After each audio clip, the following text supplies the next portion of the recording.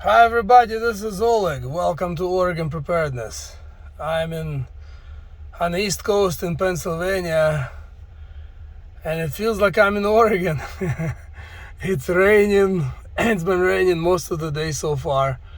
I'm just doing my 34, and they actually had tornado warning here, which is, I imagine it's not very common, but I guess it happens. I actually used to live in New York State back 26 years ago, and back in the early 90s we actually had one major tornado in New York State in Catskills Mountains. It was crazy.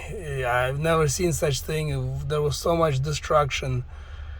Trees that were 4 feet in diameter were broken in half.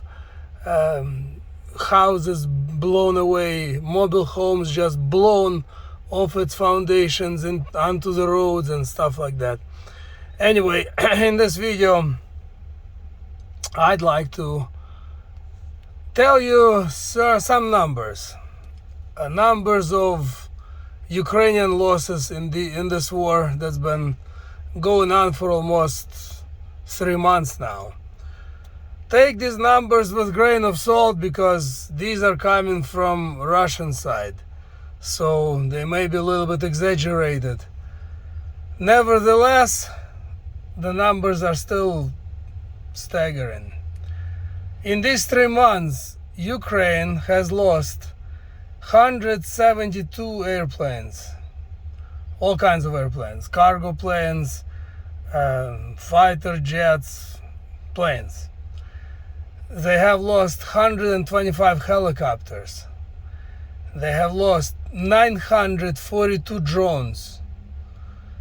They have lost 313 air defense systems.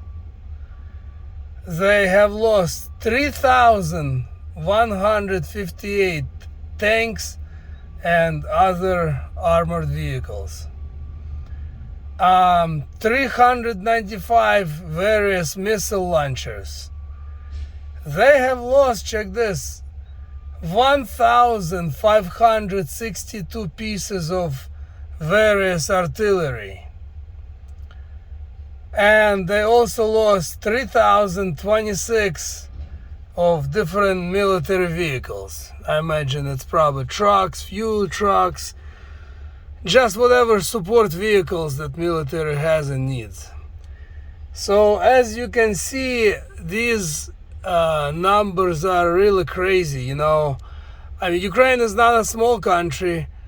It's a big country. It's one of the bigger ones in Europe, if not the biggest one after Russia. But I can't believe how much equipment they have lost.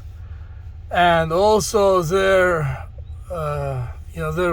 military personnel, as far as I know, about give or take 30,000 plus have been killed, and about over 60,000 of them are now,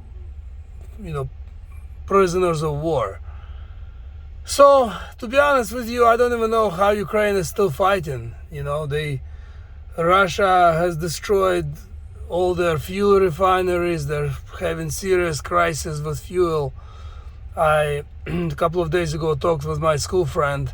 He's in Kharkov, Ukraine, and there is no gas. There is just no gas. Sometimes they bring some gas to gas station and they sell people 10 liters per person. 10 liters, that's 2.5 gallons. Where can you go on 2.5 gallons? That's about enough fuel just to go to gas station and back. Anyway, we'll see what happens with this war. Through different sources, I've heard that if Putin doesn't use nuclear weapons, which I hope he doesn't, this war will drag on for at least another year, maybe even 2. Of course, if Ukraine wasn't getting help from the West and from, various European countries, this war, I imagine, would be over with by now. But they're getting just significant help with ammunition, with weapons, with everything, less actual troops.